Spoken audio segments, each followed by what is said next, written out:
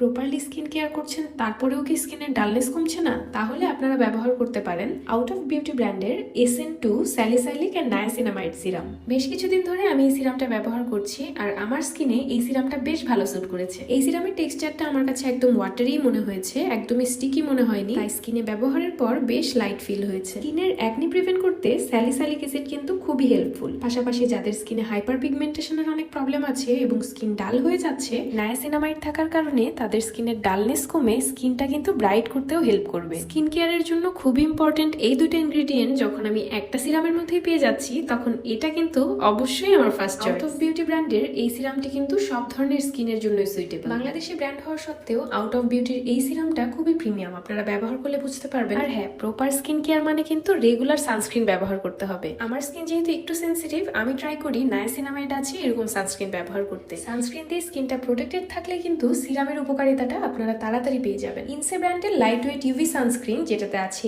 SPF 50+ PA++।